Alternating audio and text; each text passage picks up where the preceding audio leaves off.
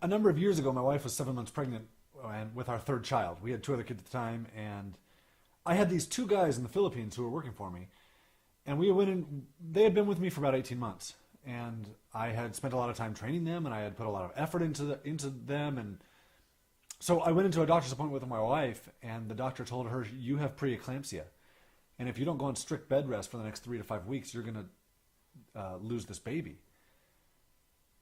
And on my way home, I was just thinking, like, I'm not about to lose a baby over money. I have these two other kids to take care of. My wife is going to be on strict bed rest. And so she went on strict bed rest for the next 3 weeks. So when I got home from that doctor's appointment, I sent an email to these two guys in the Philippines and told them, look, here's the situation. I can't work. Here's why. I need you to take over everything that is currently happening in my business. So I turned everything over to them. And 3 weeks later, my wife had our baby, this perfect, healthy, amazing little girl. And so during those 3 weeks, I worked 1 hour while these two guys in the Philippines took over everything. For the next 2 months, I literally worked an hour a week while everything got done by these guys. And so when I came back to work, not only had my business not fallen apart, but it had actually grown during that time. And it didn't grow because these guys were running. It didn't grow because I wasn't there. I had set it up to grow, and it was gonna work. But the point is, it didn't fall apart when I wasn't there, and that is a really big deal. So during this time, you have an experience like this where you're forced into not working and someone else takes over your business. You learn a lot of things. So I learned, number one, these guys are really good, because up to this point they had only been doing menial work, and I didn't really realize what they were capable. I learned there's always work to be done. It's just a matter of who's doing the work. Is it you or is it someone else? Because it had always been me, and now it was someone else. And then I learned this is how you live this lifestyle that everybody talks about. This is how you live the 4-hour work week lifestyle. You get other people to do your work for you, and in the Philippines is a really good way to do it. So here's the title of my presentation today is how to replace yourself by hiring full-time workers in the Philippines. And really what I want to talk about is how to live the 17-hour work week is what I call it, because that's what I work today. That's about what I work. Somewhere between 10 and 17 hours is usually what I work. And that's because I have people in the Philippines doing my work for me. So I'm going to talk about a bunch of stuff today. I have a whole bunch to talk about. I'm going to talk really fast. I would love to cover... I would love to make you super, super comfortable with the idea that you can hire someone and how to do it and what process you should go through in order to be effective at this. There's so much more than just outsourcing here. What I discovered and what I've learned over the years is that if this is done right, it really is a method of overcoming the problems of information overload and not having enough time in the day. This is about living a better lifestyle. So here's my family now. I have 5 kids. I have this beautiful wife. Life is really good. So let me tell you a quick story. When I was starting my business, this is probably 13 years ago now, I was frustrated because I had tried outsourcing a number of ways. I had tried hiring local people. I had tried hiring people on Elance, which is today is Upwork, a contract worker, and I was really frustrated with the process. It just wasn't working for me. And one day I was talking with the owner of backcountry.com, and he was the owner of a really, really big website, and I was very new, and I didn't really know what I was doing, but I was doing some things. And so he said to me, when you're ready to start outsourcing this stuff, make sure you go to the Philippines with it. And I was like, oh, that's interesting. Why? And he said, because in India, when you tell them something and they say yes, that means yes, I heard something come out of your mouth. It doesn't mean yes, I understood what you said. And when I heard that, I was like, wow, that's way different.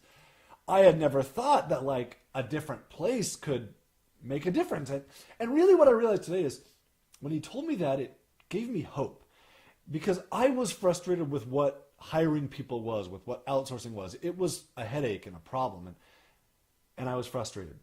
And he gave me hope.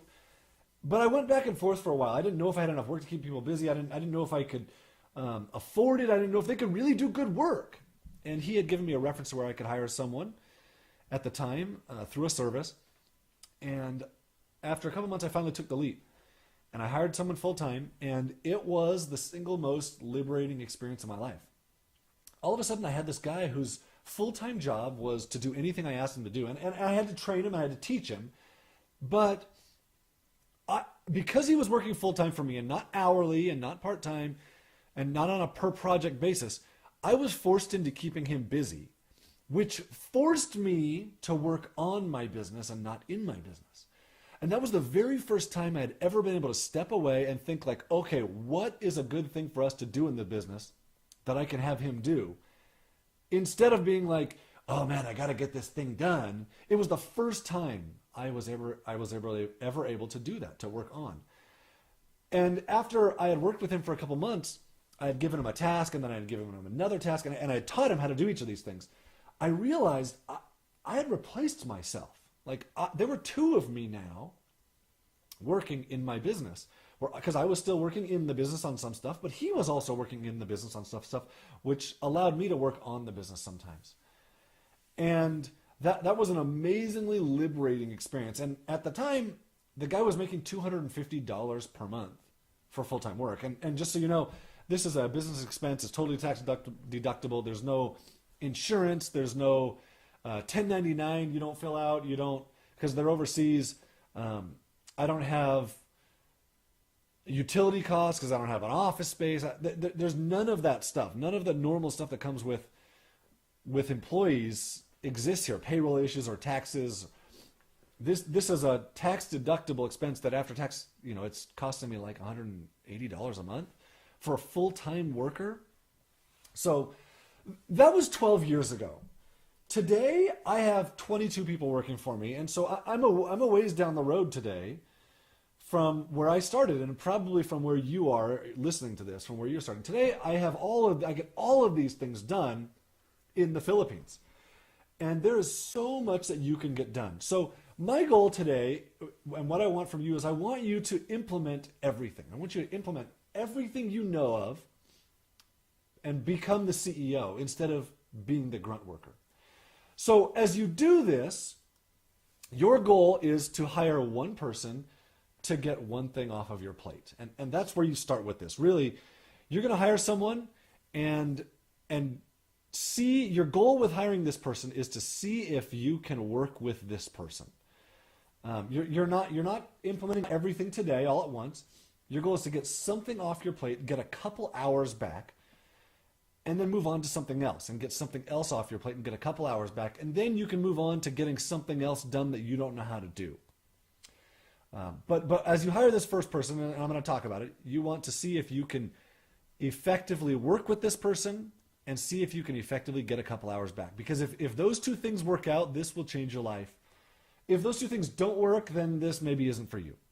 So, okay, so let me talk about the Philippines really quickly. When I say the Philippines, obviously we're at Onlinejobs.ph. The Philippines is different than anywhere else in the world, and it's not any single thing, but it's a big line of cultural things that exist that don't exist anywhere else when you combine them. And actually, let me go back for a second. So this is a collage of 6 of the 22 full-time people I have working for me. And I show you this for two reasons. One, I want you to see a little bit of what you can get done, which I've showed you. I just showed you what you can get done. Programming, design, webmaster, HR work, social media marketing, content marketing. I have all of these people that work for me today.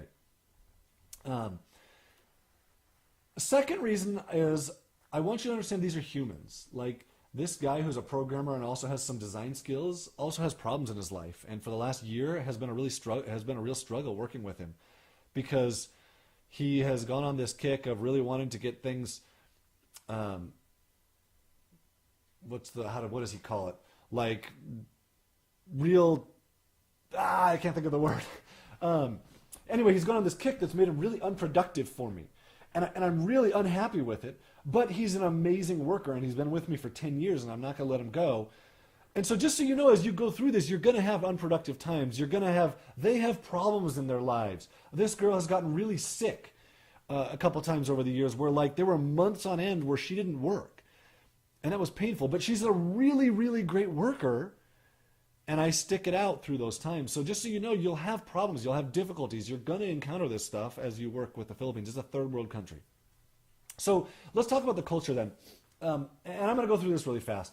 So in the Philippines, they're very honest to the point where my guys in the Philippines have access to all of my personal information. They're very loyal, which means you can teach them things you wouldn't teach a contract worker or an hourly person or a part-time person. And that's a really big deal.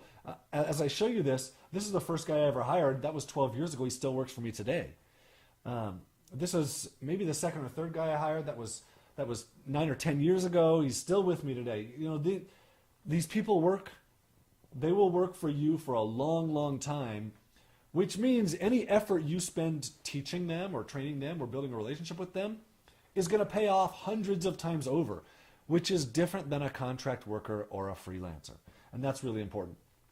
And in fact, they're so loyal that they won't quit when they're offered another job unless they don't trust you. And I'll talk about the trust issue as we go through this, because gaining their trust is a really big deal. And I can tell you a story about them being loyal. So one time, one of the very first programmers I ever hired, after a couple of years of working for me, he gets a job in Singapore. And he sends me this email that says, "Sir, I got a job in Singapore making $2,500 a month." Well, he was making $500 a month at the time with me. And he says, "I'm going to take this job." And my response to that was, you know, that's great. Good for you. Go ahead and do it. Because I knew I could hire another really good programmer for $500 a month at the time. That same person's about $1,000 a month today, just so you know. But his response to me was, "But don't worry, sir. I'll still keep working for you part-time at the rate you're currently paying me," which was, you know, part-time would have been $250 a month, which he did continue to work for me for a long time at that rate, even though he was making 10 times that much at his day job. So they're very loyal. They're very intelligent. I mean, most of the people you find will have bachelor's degrees from a real after high school college. They have computers and internet access, which means they can work from home and you don't have to go through a service to find them. You don't have to have the 4 times markup on their salaries where they want to make $400 a month, but a service is costing you $1,600 a month and they're paying them $400 a month. They're very hardworking by nature and pleasing. Like, they really want to make you happy. And you'll see that as you gain their trust. They speak American English, which is a really big deal if you're running a small business. And you know, I'm not one to sugarcoat stuff or really be politically correct. There's a big difference here between outsourcing to the Philippines and India. It is a significant thing. In the Philippines, they actually like America, which is different than most of the rest of the world right now. And also, the more I've learned, the less I think this is an America thing as much as it is a foreigner thing. This works from anywhere in the world. If you're in Australia or the UK or Canada or wherever, this will work. Also, they don't have an issue working for a male boss versus a female boss. There's no stigma with that in the Philippines. They're very hardworking, and it's hard to find a job in the Philippines. It's a third world country. So when you combine all these things with the fact that they're not entrepreneurial, what you end up getting is a worker who is loyal and hardworking. They're very honest, so you can teach them things and you can give them access to things that you wouldn't give to someone else. They want to work for you long term. They're very affordable. What you end up getting is someone who will go above and beyond what you ask them to do to make sure that you're happy, as long as you gain their trust and treat them well.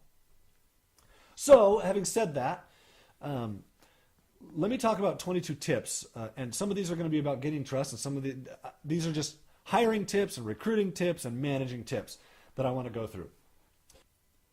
So number one is the disappearing Filipino, and this is the number one problem you run into with people in the Philippines, and it's also the biggest thing that you can do that will help determine your success.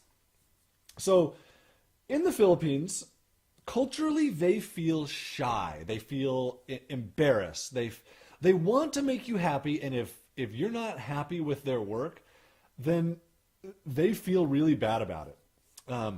So rather than telling you that they're scared or that they're embarrassed or that they're shy or that they're upset about something, they will disappear. This is their solution to having a problem, is they disappear. So that's very different than typical outsourcing, where in normal stuff, they'll just say yes. How's the project going? Yes. Are you working on it? Yes. Is it going to be done on time? Yes. When you know that it's not going to be done, right? That doesn't happen in the Philippines, and so this makes it a solvable problem. Here's what happens. And I will say, so if you have a Filipino that disappears from you, 95% of the time, it's on you, the employer, not them, that's causing this problem. Here's what happens. So you give them a task to do, they get partway through it, they don't know how to do something, they get stuck on something, they don't understand something you said.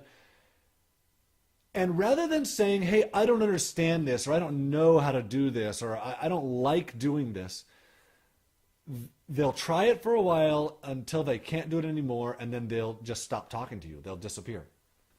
And so when this happens, when they disappear, you need to seek it out and say, hey, what's going on with you? Well, I know there's a problem. So when they haven't responded to you for a couple of days, this is your solution to it. Hey, I know there's a problem. What are you stuck on? What have I done that doesn't make sense? What can I teach you? What can I help you with? If you'll do that, you will solve 95% of the problems of people disappearing.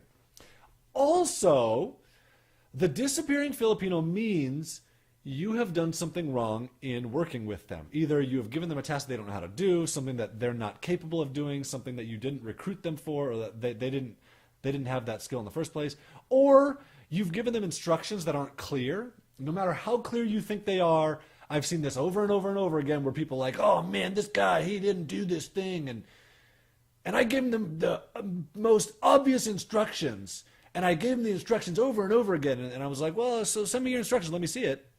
And they'd send me their instructions, and I'm like, dude, I have no idea what you're asking for here. So if they disappear, you have to look inwardly first. You have to ask yourself, what have I done wrong that is causing them to disappear? What have I done that they didn't understand? You got to look at yourself first. So let me talk about gaining their trust. When I hire someone, the very first thing I do is I give them a first task, and I'll talk about that in a minute. And I tell them, you can't disappear. Actually, you know what? I think I have something about that. I'm gonna move on.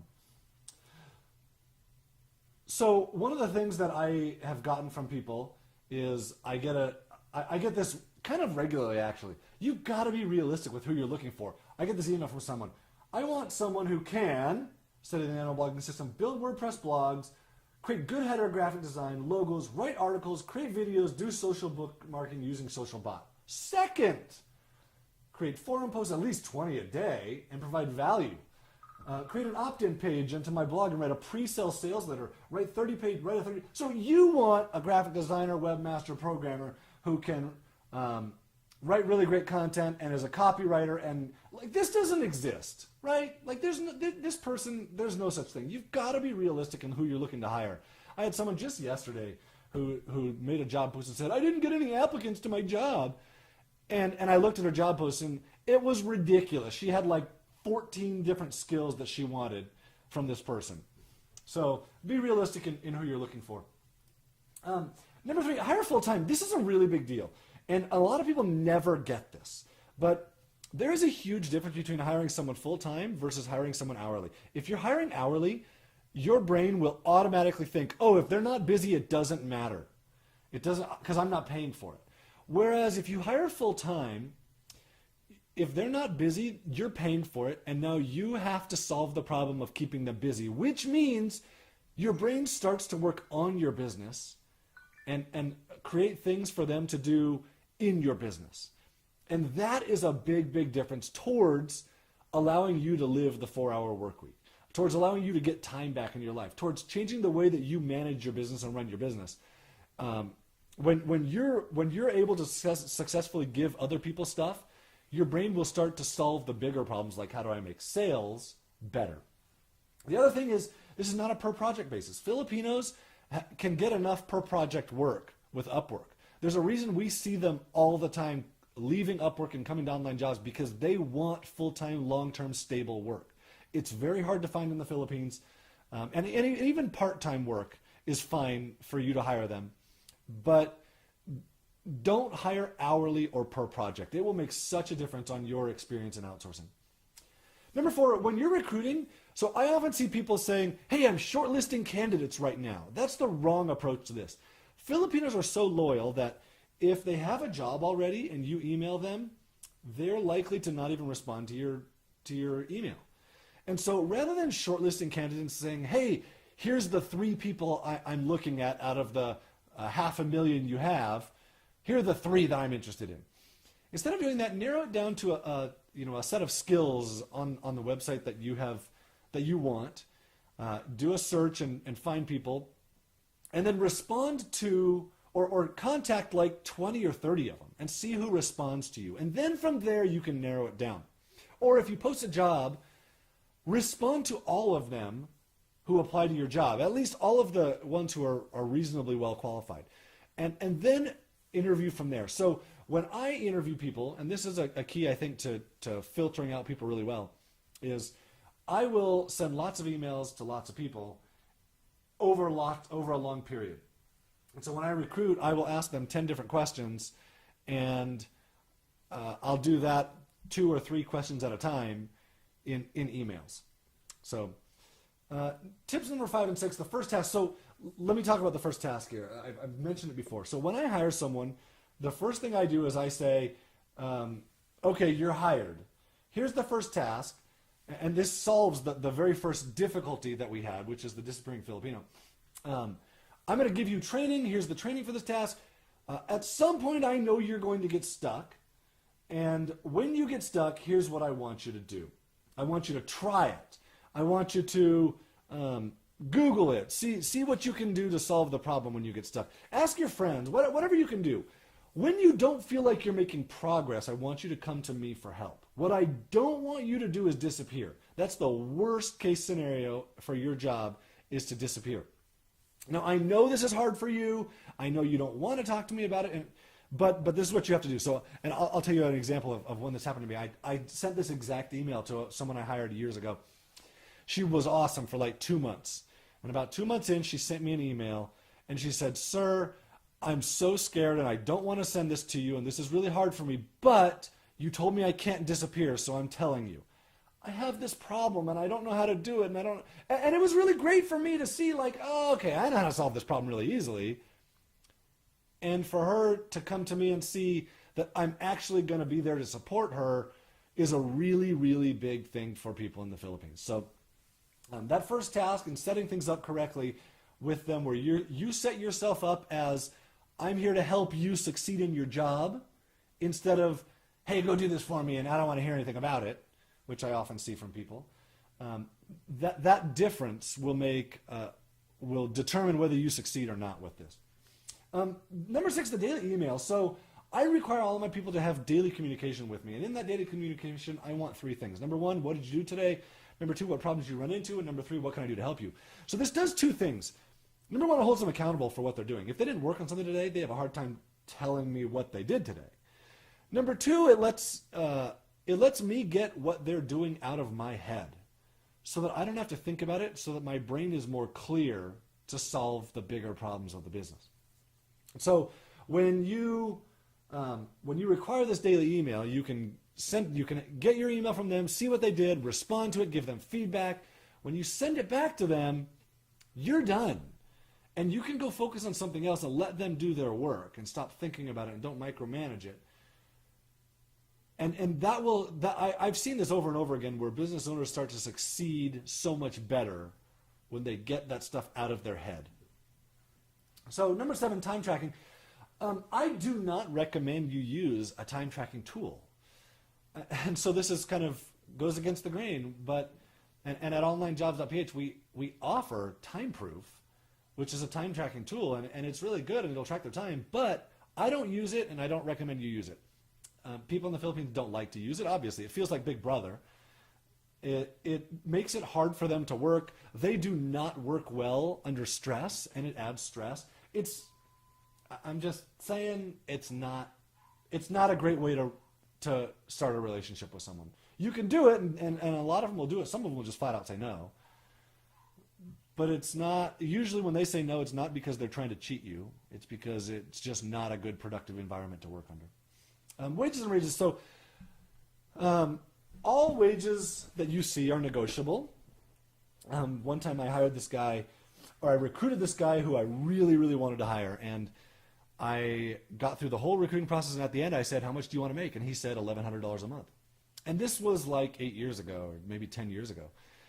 And I said, okay, I'm sorry, I will go find someone else. Because I knew I could hire 3 people for that much. He said, wait, sir, how much did you want to pay me? I said, $450. He said, great, when can I start? So I'm not advocating that you underpay people. $450 at the time was a pretty good wage. Today he makes $1,000 a month. But it's all negotiable. I pay my people once or twice a month either on the first of the month or on the 1st and the 15th, depending on who they are and what their situation is. You will probably need to pay your people once a week for the first couple months because they're very scared of not getting paid. So they don't know if they can trust you, and that's a really big deal. And that's their thought process. We think, I don't know if I can trust them as a foreign employer. They think, I don't know if I can trust him as a boss.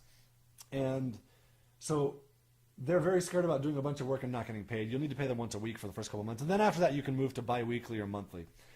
I give raises once a year. Generally, around the first of the year, we give a raise, and I do it based on performance. But I also just give a standard raise, even if I don't think they're doing all that great. I will also give random bonuses and raises for good work. So like one time I had a guy, I asked him to do this process for me, and I taught him how to do this process. It was article marketing. This was years ago.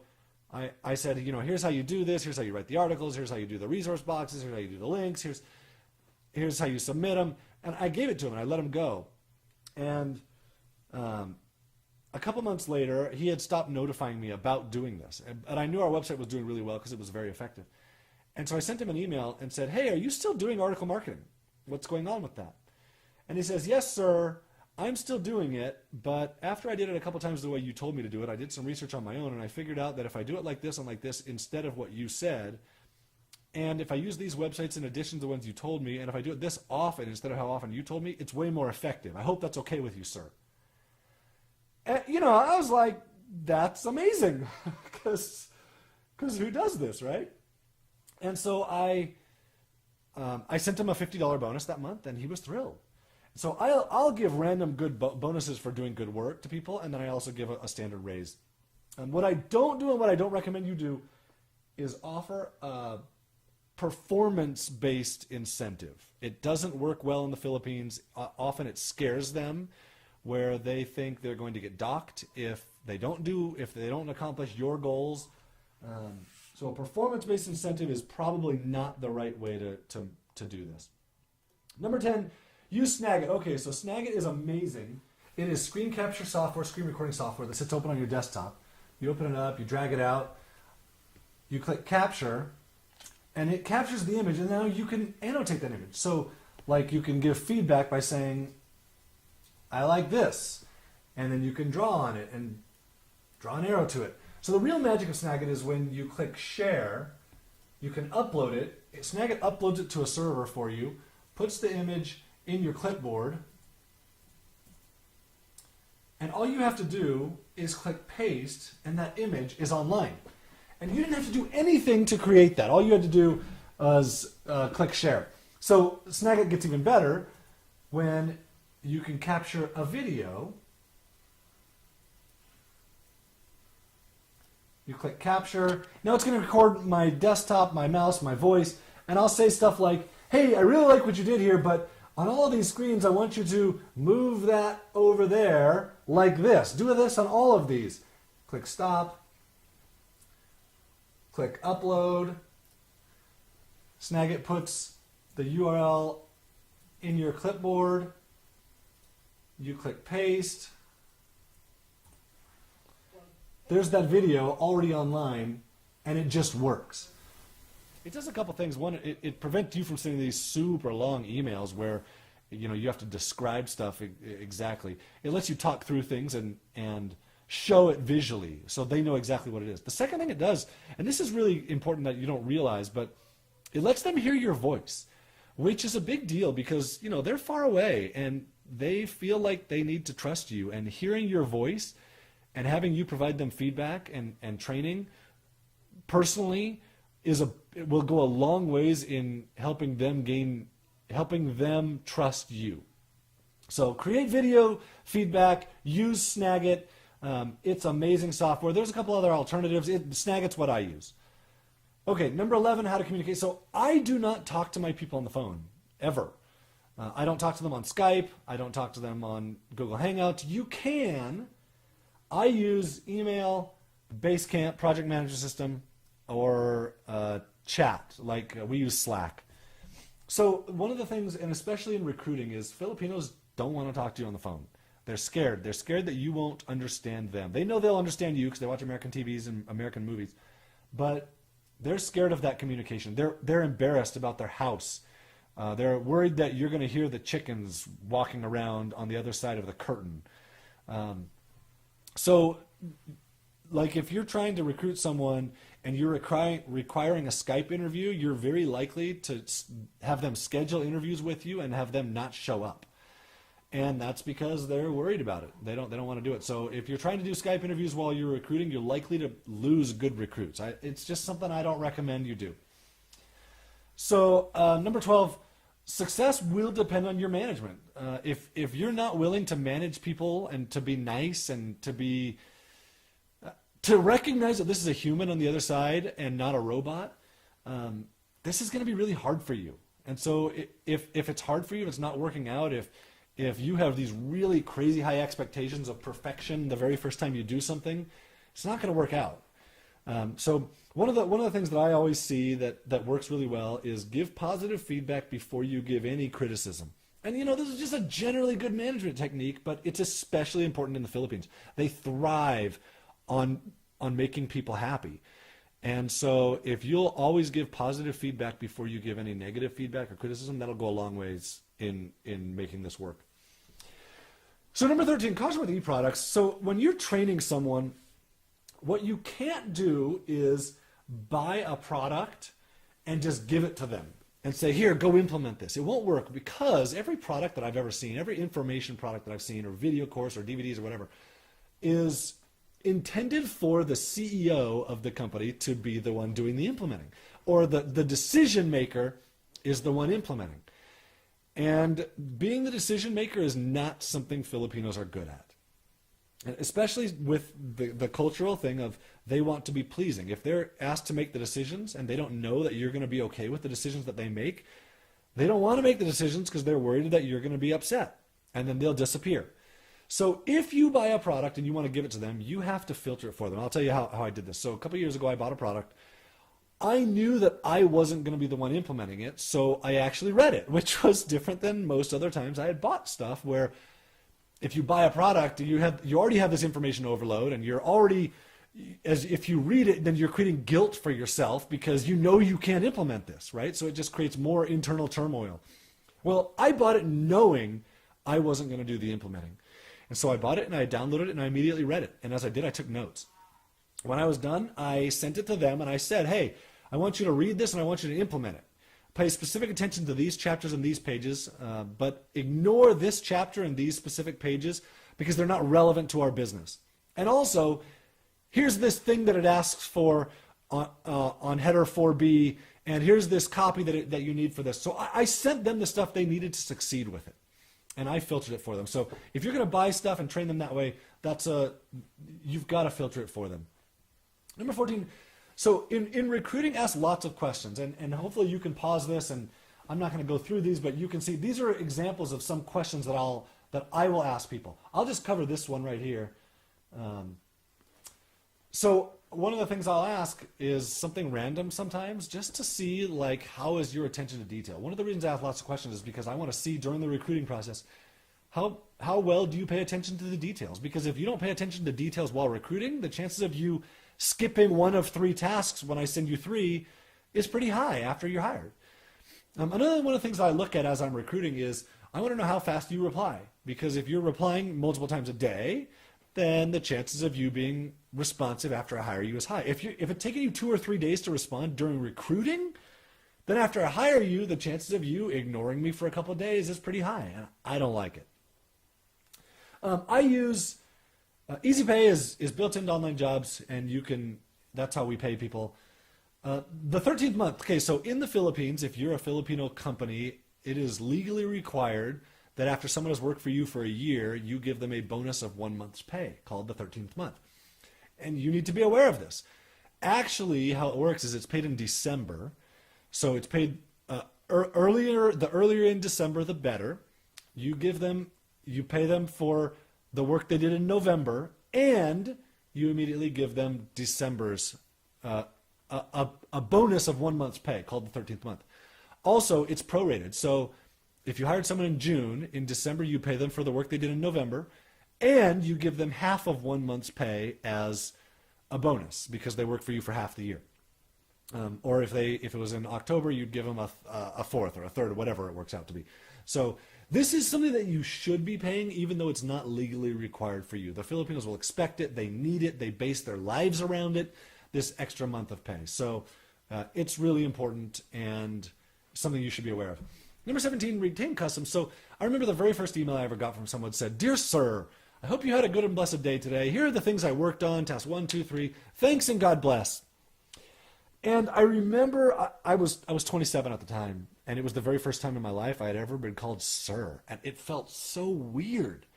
And I immediately started a response back that said, "Please don't ever call me sir again." And then I didn't end up sending that, and I'm really glad I didn't because, well, first of all, there's nothing you can do about it. They're going to call you sir, or they'll call you sir ma'am as a woman, which is, I don't know why they call you sir ma'am, but that's what they do. Or they'll call you boss, or there's going to be something like that. It's going to feel weird. Just leave it alone. Number 18, internet outages and power outages is probably the second biggest problem you'll encounter in the Philippines.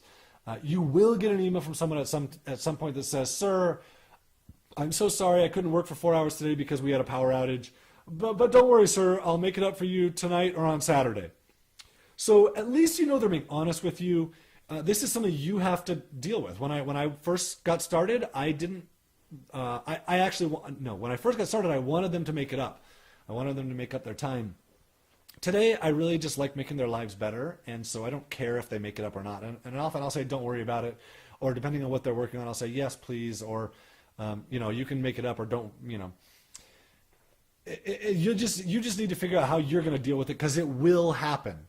So if you have time-sensitive stuff, you just need to be aware they're going to have internet outages and power outages. It's part of the life there. In fact, often or at different times a year, these are planned. The power outages are planned. They know I'm going to have a power outage. So, paid time off. I'm a little bit more relaxed with this. Some people, say, "Oh, you have 5 paid time off days a year." When I hire someone, don't do that. I give them any time off they want, and I tell them, "I don't have any specific time. You just take whatever you want or whatever you need. Don't take advantage of me." Also, before you take time off, I want to know ahead of time, and that's really important to me. So if you're sick, let me know. Send me an email that day. Just say, "I'm sick and I can't work," and that's good enough. I just want to know what's going on.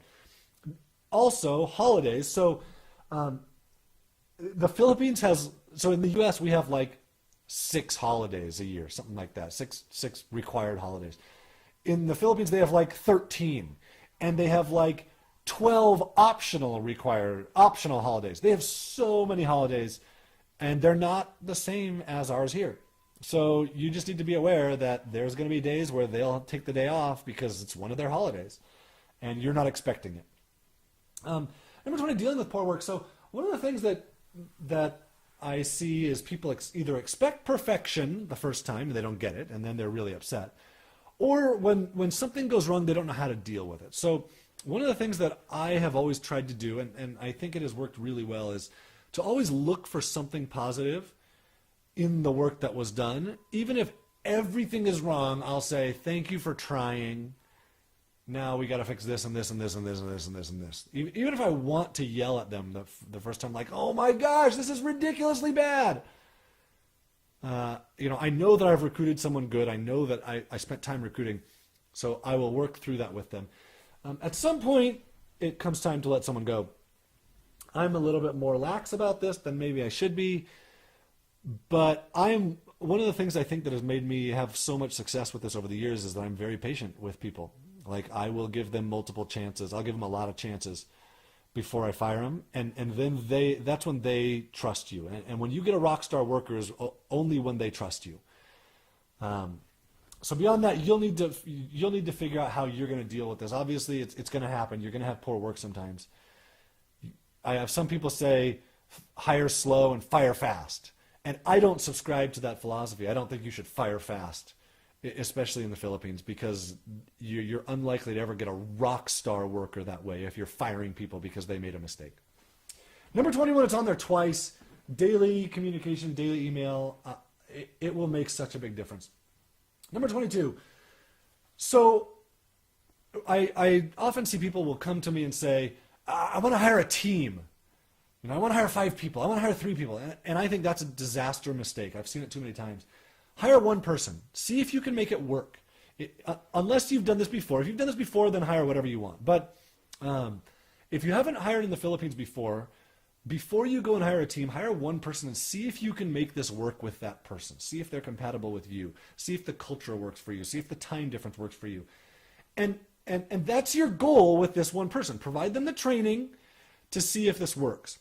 If it works, this is going to change your life. If it doesn't work, at least you know. Like, okay, I can't do this. Go move on and try somewhere else. But if it does, you're likely to hire other people. You're likely to figure out how to cut your workload down. This is a life-changing thing if it works for you.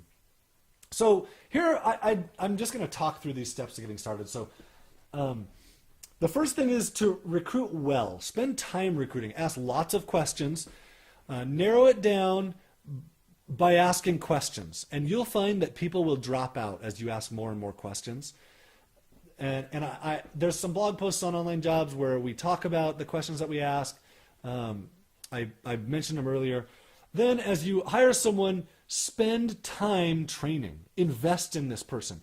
The more you invest in them, the more of a rock star worker they will become.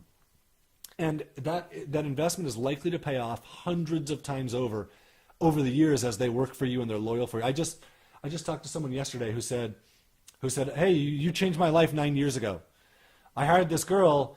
She's still with me today. In fact, she runs this business completely on her own, and it makes a whole bunch of money for me. So I guarantee you that he spent a bunch of time with her, bringing her up to speed and training her and giving her feedback and helping her work through problems. And he was patient when she had family issues because her mom died and she spent a week off and a month of unproductive work. So